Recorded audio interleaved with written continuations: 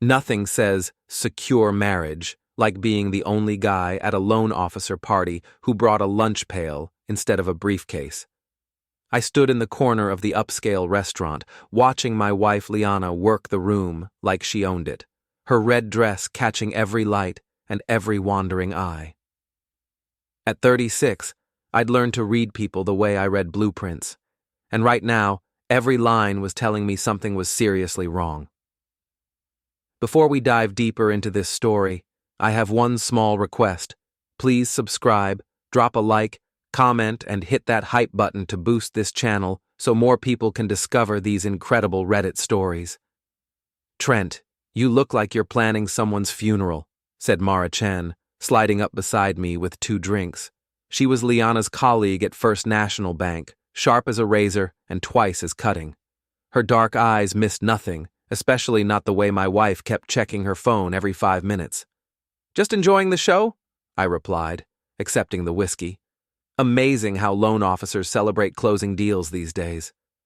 Mara's laugh was dry as desert sand. Oh, honey, Liana hasn't closed a legitimate deal in months. Those client dinners she's been bragging about? All with the same client. My grip tightened on the glass, but I kept my voice level. Construction work teaches you patience. Measure twice, cut once. You seem to know a lot about my wife's business.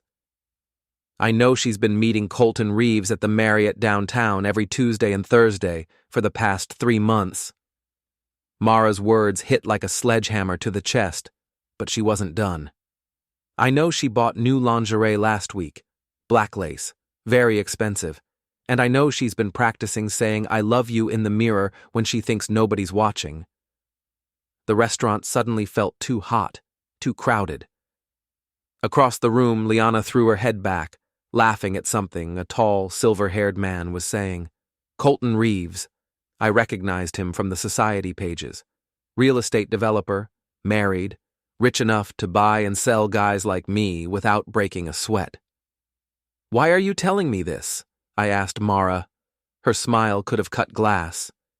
Because Liana's been treating me like her personal assistant for years, and frankly, I'm tired of watching her act like she's better than everyone else. Plus, I've always liked you, Trent. You're real. She's not. I watched Liana lean closer to Colton, her hand brushing his arm. The gesture was intimate, familiar. How long had I been blind to this? How many late nights had she claimed were inventory reports when she was actually in some hotel room with him? What do you want from me? I asked. Mara's grin was predatory. Help me throw her a surprise party she'll never forget, with a very special guest list. Before I could respond, Liana appeared at my elbow, her perfume, something new and expensive I didn't recognize, overwhelming my senses. There you are, baby. I was just telling Colton about your construction company.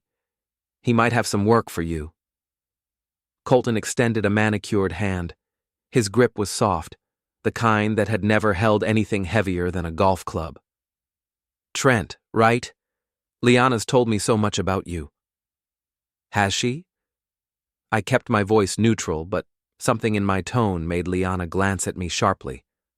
All good things, Colton continued, oblivious to the undercurrents. She says you're very handy with your tools.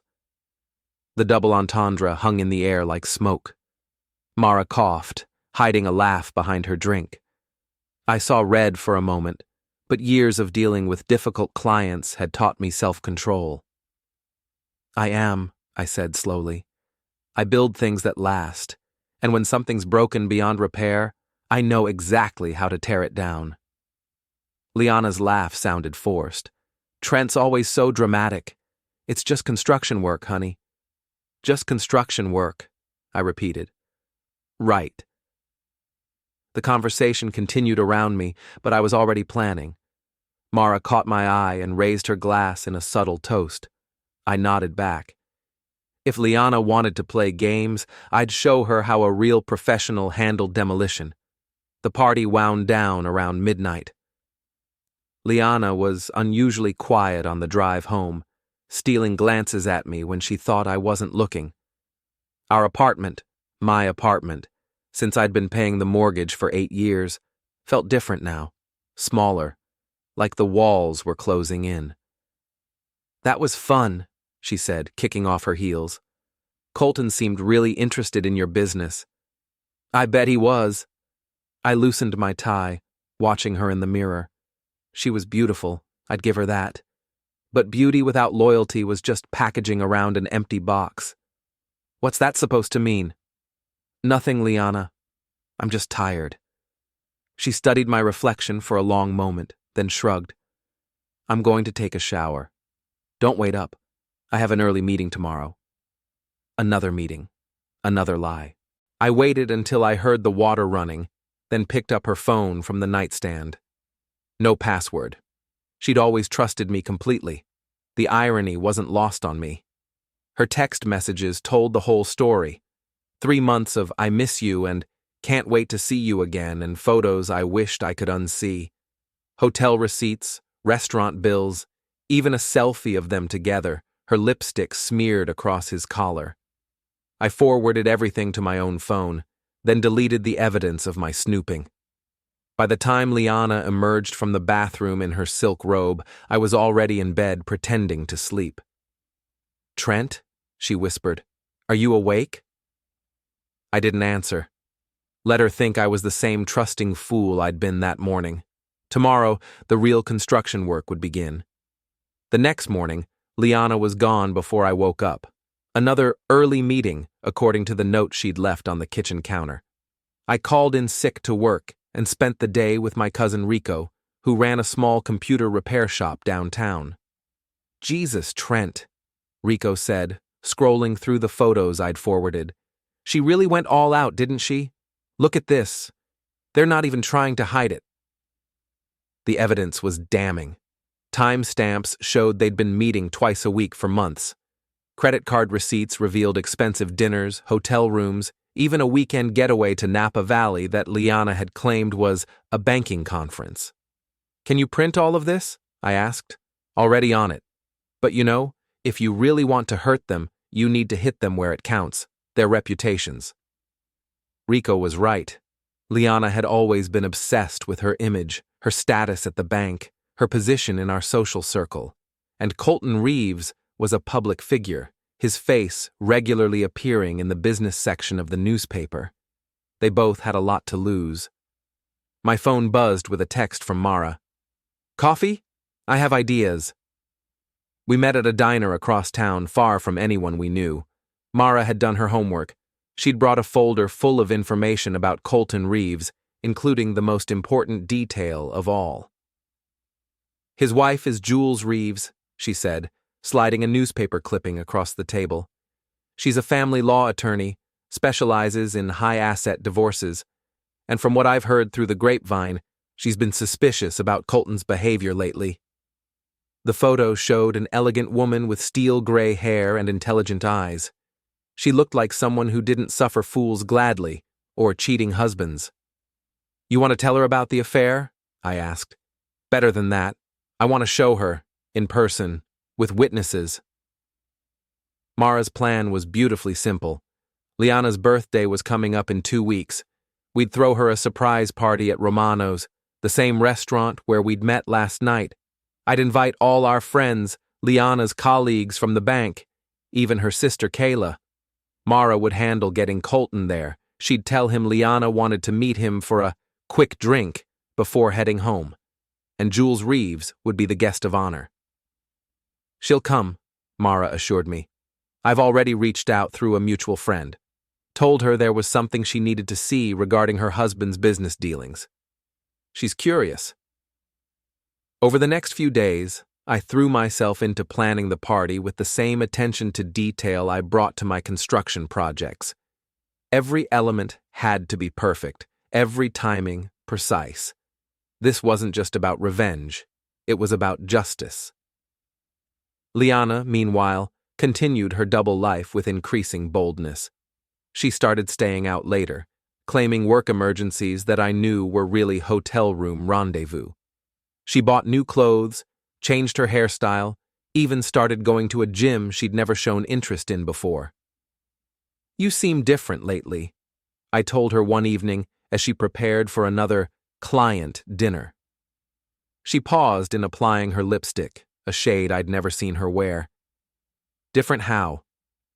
"Happier, more energetic." Her smile was radiant, and for a moment I remembered why I'd fallen in love with her 8 years ago. "I guess I'm just feeling more fulfilled lately. Work's been really rewarding." I'm sure it has.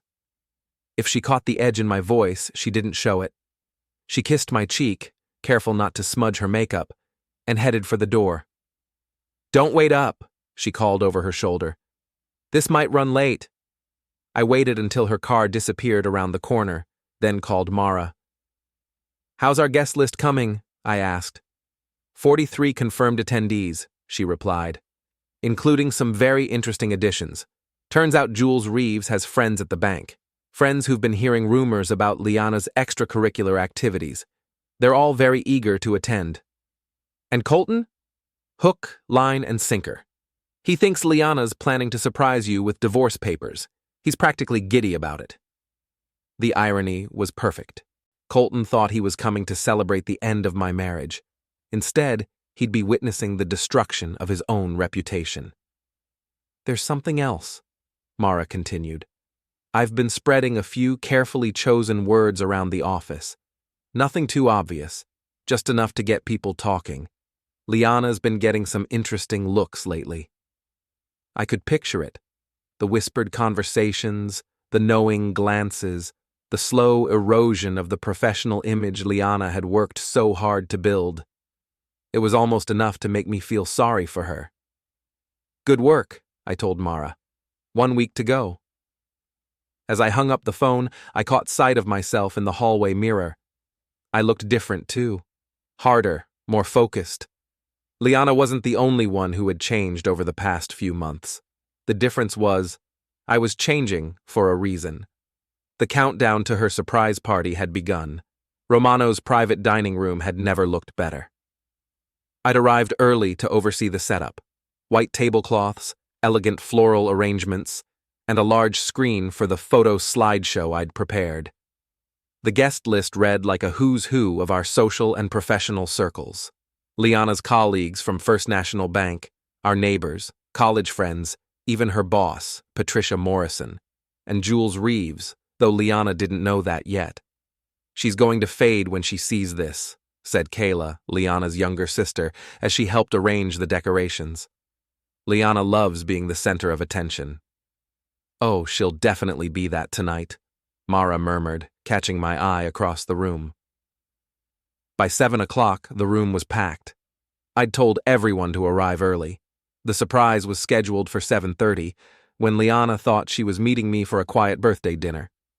Colton had been invited for 8, ostensibly for a business discussion with some potential investors. The pieces were all in place. "There she is," someone whispered, and the room fell silent as Liana appeared in the doorway. She looked stunning in a black cocktail dress that I was pretty sure I'd never seen before, probably bought with money from our joint account to impress her lover.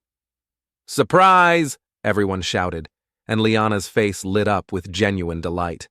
For a moment, I almost felt guilty about what was coming. Almost. "Trent, you didn't!" she laughed, accepting hugs and kisses from the assembled crowd. "This is incredible." "Only the best for my wife," I said, wrapping my arms around her. She felt different in my embrace, stiffer, like she was already pulling away. "I wanted everyone who cares about you to be here." The party proceeded normally for the first hour. Liana worked the room like a politician, accepting compliments and well wishes with practiced grace. She seemed genuinely happy, which made what was coming even more satisfying. At 8 o'clock sharp, Colton Reeves walked through the door. He looked confused to see the crowd, his eyes searching for Liana across the room. When their gazes met, I saw her face go pale beneath her makeup. "Colton!" I called out, raising my wine glass. "Everyone, I'd like you to meet Colton Reeves. He's been working very closely with my wife lately." A murmur went through the crowd. Colton recovered quickly, putting on his politician's smile as he made his way over to us. "Trent, I didn't realize this was a party. Liana mentioned a business meeting." "Oh, this is business," I assured him. "Very personal business." Before he could respond, the door opened again and Jules Reeves entered. She was even more impressive in person. Tall, elegant, with the kind of presence that commanded attention. Her eyes swept the room until they found her husband, and I saw recognition dawn on her face as she took in the situation. "Jules?" Colton's voice cracked slightly. "What are you doing here?" "I was invited," she said coolly, accepting a glass of wine from a passing waiter. "Someone thought I should see something interesting." Liana looked like she was about to be sick. She grabbed my arm, her nails digging into my skin. "Trent, what's going on?" "It's your birthday party, sweetheart. I thought we should celebrate properly." I moved to the front of the room and tapped my glass for attention. "Everyone, if I could have your attention, please. I'd like to say a few words about my beautiful wife." The room quieted, all eyes turning toward me. Liana stood frozen beside the head table, her face a mask of growing horror, as she began to understand what was happening. "Liana and I have been married for 8 wonderful years," I began, my voice carrying clearly through the room. "In that time, she's taught me so much about trust, about loyalty, about the importance of honesty in a relationship." A few people nodded approvingly. Others, particularly those from the bank who'd been hearing Mara's carefully planted rumors, watched with sharper interest. So tonight, I want to share with all of you some of the beautiful moments Liana has given me recently. Rico, could you start the slideshow, please? The lights dimmed, and the large screen flickered to life. The first image was innocent enough, a photo of Liana at her desk at the bank, professional and poised. But as the slideshow continued, the images became more damning. Hotel receipts, restaurant bills, text message screenshots with timestamps and phone numbers clearly visible. And then, the photos. Liana and Colton together, intimate and unmistakably romantic. The room erupted in gasps and whispers. Someone dropped a wine glass, the sound of shattering crystal cutting through the shocked murmur of voices. "Trent, stop this!" Liana screamed, lunging for the projector controls.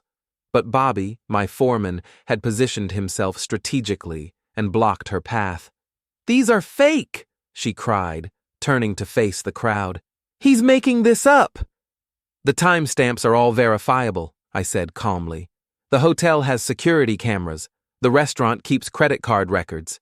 Everything you're seeing is documented fact." Jules Reeves stepped forward, her face carved from ice. "Colton, is this true?" Colton looked like a deer caught in headlights. His mouth opened and closed soundlessly as he stared at the incriminating evidence on the screen. "Jules, I can explain." The slap echoed through the room like a gunshot. Jules had moved faster than anyone expected, her palm connecting with her husband's cheek, with enough force to snap his head to the side. 23 years of marriage, she said, her voice quiet. 23 years, and this is how you repay me? It's not what it looks like, Colton stammered, but the evidence spoke louder than his protests. Liana tried one more desperate gambit. "Everyone, please. This is all a misunderstanding. Colton and I have a professional relationship. Is that what you call it?" Mara stepped forward, holding up her phone. "Because I have the voicemails you left on my machine, talking about how much you love him, how you can't wait to leave Trent and start a new life. Should I play those too?" The room was silent now, 43 pairs of eyes watching the drama unfold. I saw Patricia Morrison, Liana's boss, taking notes on her phone. Several people were recording video, no doubt already planning their social media posts. Liana's carefully constructed world was crumbling in real time, and everyone she'd ever wanted to impress was watching it happen. "You planned this," she whispered, turning to me with tears streaming down her face. You orchestrated all of this. I just wanted to throw you a memorable birthday party, I replied. Mission accomplished. Jules Reeves gathered her purse and coat, her movements sharp and decisive. Colton, don't bother coming home tonight. Or any night. My lawyer will be in touch. She paused at the door and looked back at Liana with something that might have been pity. Word of advice, dear. You might want to find yourself a good attorney too. And a new job. I have friends at First National Bank, and they don't appreciate employees who conduct personal business on company time.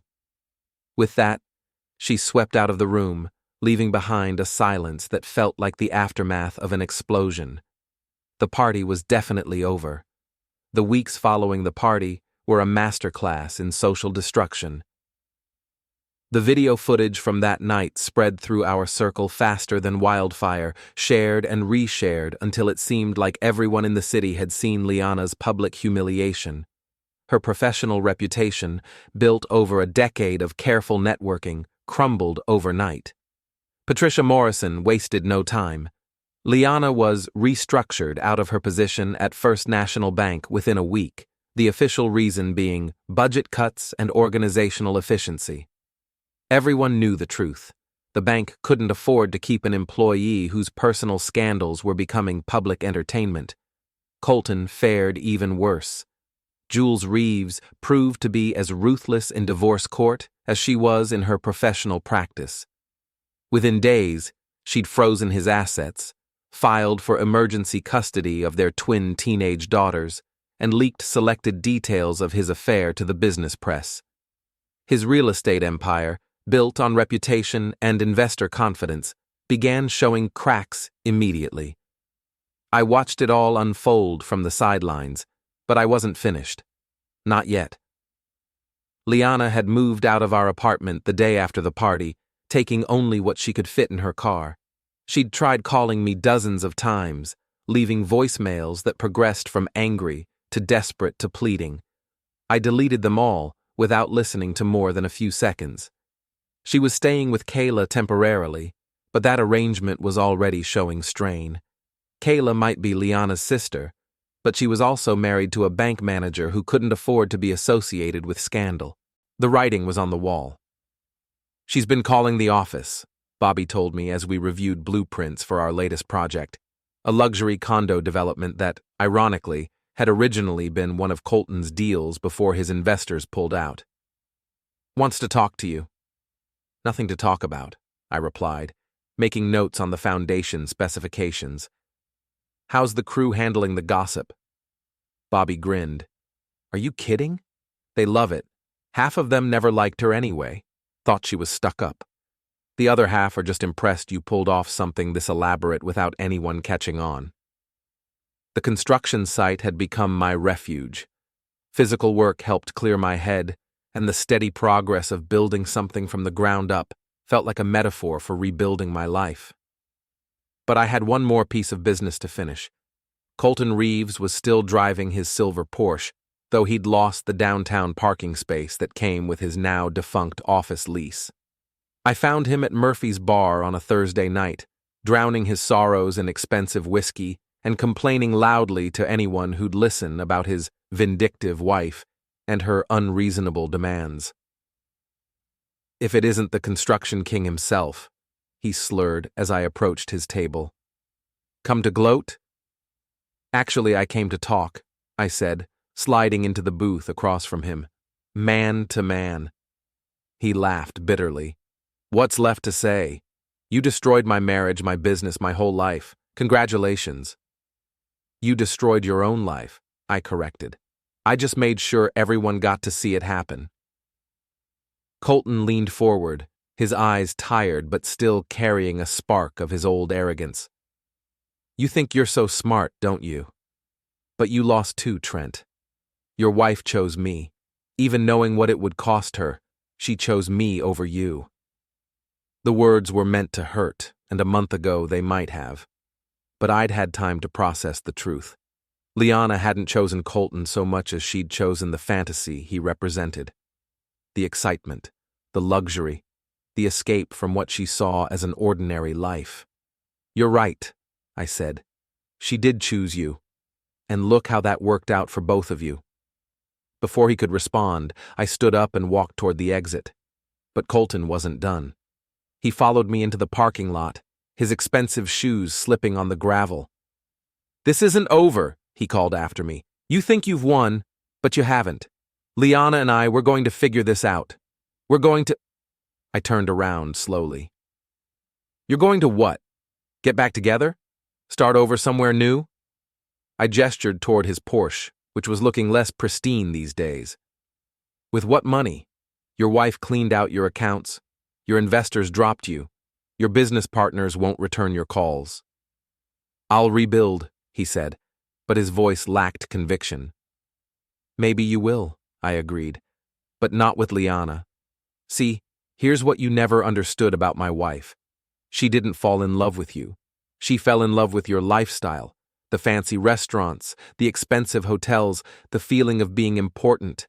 Take that away, and what's left?" Colton's face went pale as the truth of my words sank in. "You're lying." "Am I? When's the last time she called you? When's the last time you two made plans that didn't involve spending money you no longer have?"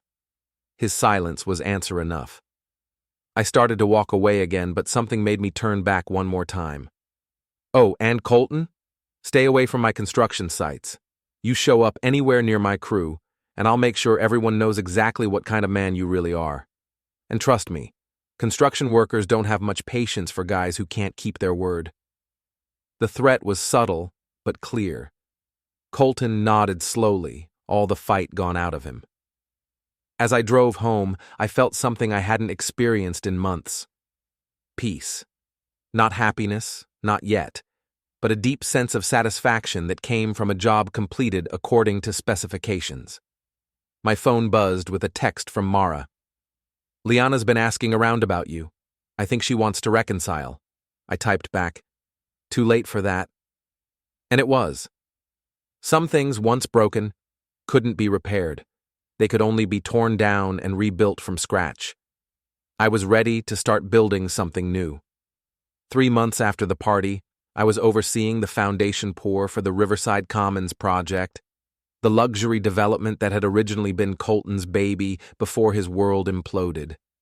The irony wasn't lost on me that I was literally building on the ruins of his ambition. It was supposed to be a routine evening pour, but nothing about that night turned out to be routine. "Boss, we got company," Bobby called out, pointing toward the site entrance.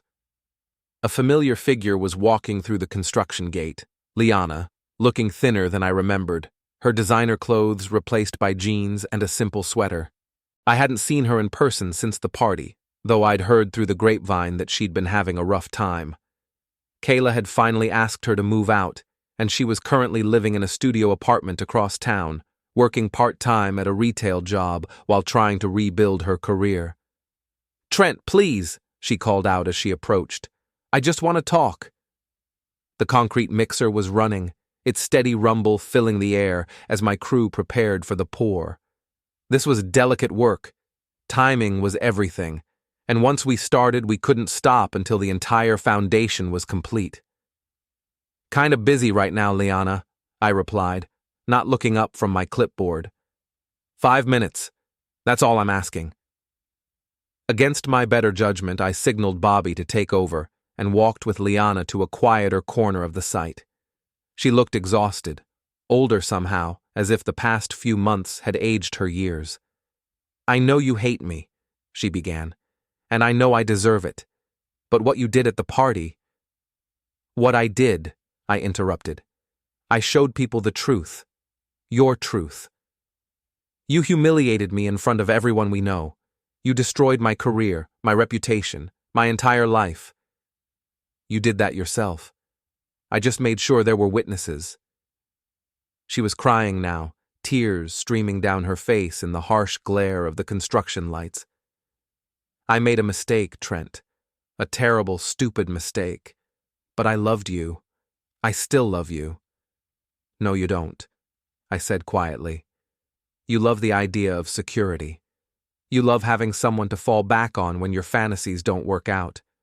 But you don't love me. Before she could respond, another car pulled into the site, a BMW that I recognized immediately. Colton Reeves climbed out, looking haggard but determined. He'd been drinking. I could tell from the way he walked, too careful and deliberate. "Great," I muttered. "The gang's all here." Colton strode over to us, his face flushed with alcohol and anger. "Trent, you snake. This has gone on long enough." "Has it?" I crossed my arms, watching him sway slightly on his feet.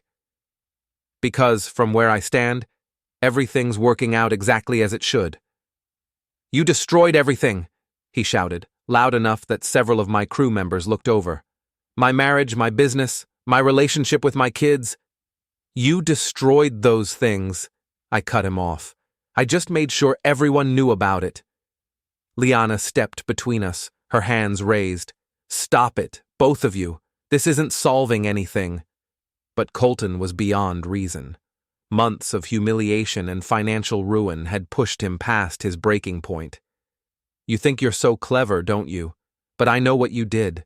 The way you planned it all out, manipulated everyone."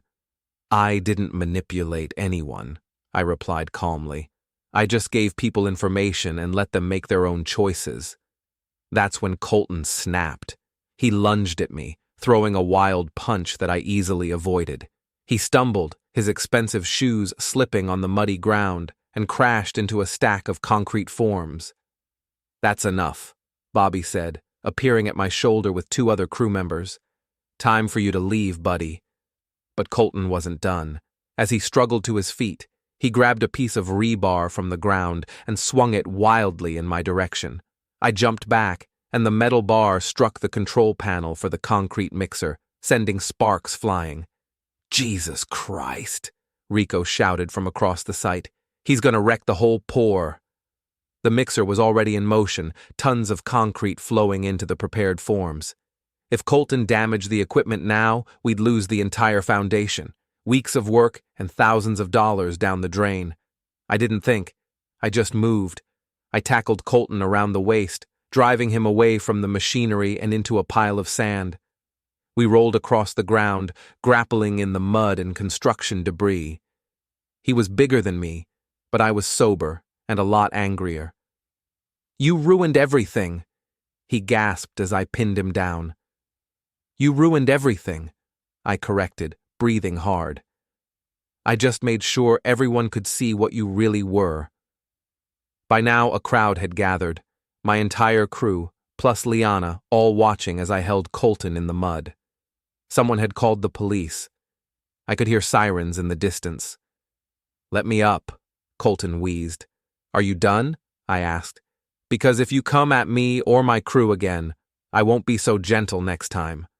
He nodded, and I released him. He struggled to his feet, covered in mud and concrete dust, his expensive clothes ruined. The sight of him, defeated, humiliated, brought low by his own actions, should have felt triumphant. Instead, I just felt tired. The police arrived and took statements from everyone. Colton was arrested for trespassing and destruction of property, though I suspected he'd be released with a fine and probation. The important thing was that he was finally, officially, out of my life. As the squad car drove away with Colton in the back seat, Liana approached me one last time. "I'm sorry," she said quietly. "For all of it. For what I did to us. For what just happened. For everything." I looked at her. Really looked at her. For the first time in months. She was still beautiful, but the spark that had first attracted me was gone. In its place was something harder, more desperate. The woman I'd married had disappeared somewhere along the way, replaced by someone I didn't recognize. "I know you are," I said, "but sorry doesn't fix what's broken." She nodded, tears starting again. "So what happens now?" "Now you figure out who you want to be," I told her, "and I do the same." She walked away without another word, disappearing into the darkness beyond the construction lights. I watched her go, feeling something that might have been sadness but was probably just relief. "Boss," Bobby called out. "The pour's ready to continue." I turned back to the work at hand, tons of concrete flowing into carefully prepared forms, creating the foundation for something new and strong. It was honest work, building something that would last. As I stood there watching the concrete settle into place, Mara appeared at my elbow. I hadn't seen her arrive, but she had a talent for showing up at dramatic moments. "Quite a show," she said, surveying the scene. "Though I have to say, I'm a little disappointed. I was hoping for more fireworks. Sorry to let you down." She laughed, but there was something different in her expression, something calculating that I hadn't noticed before. "Actually, Trent, there's something I should probably tell you about why I helped you with all this." I turned to face her fully. "I'm listening." "Colton and I have history," she said. "Ancient history, but still. We dated for about 6 months 2 years ago, before he met Liana, before you and I really knew each other." The pieces clicked into place with an almost audible snap. "You wanted revenge, too. He dumped me for a younger woman, some real estate agent with more ambition than brains. Broke my heart, if I'm being honest. When I saw him sniffing around Liana, I knew it was just a matter of time before he destroyed another marriage." "So you used me to get back at him?" Mara's smile was sharp as a blade. "I used you. You used me. We both used the situation to get what we wanted. The difference is, I was honest about my motivations from the beginning. You just weren't asking the right questions." I should have been angry, but I found myself laughing instead. "So, none of this was about helping me." "Oh, I was definitely helping you," she said. "But I was helping myself too. That's what makes it perfect. Everyone got exactly what they deserved." She was right. Colton had lost everything because of his own choices. Liana had faced the consequences of her betrayal, and I had learned the truth about all of them, including Mara. "What now?" I asked. "Now we go back to our lives," she said. "You build your buildings, I process my loans, and we pretend none of this ever happened. Unless you want to grab dinner sometime, I promise no ulterior motives this time." I looked around the construction site one more time.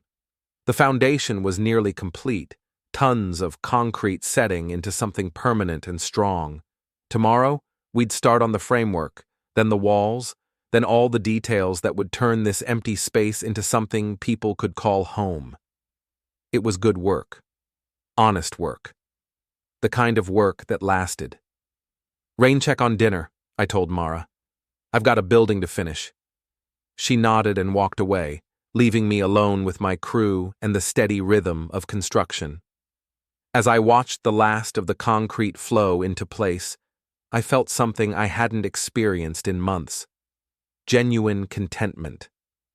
I'd built my revenge carefully, methodically, like any good construction project. Every piece had been measured, every angle calculated, every detail planned to perfection. And like any building designed to last, it had stood up to every test. The foundation was complete. Tomorrow, I'd start building something new.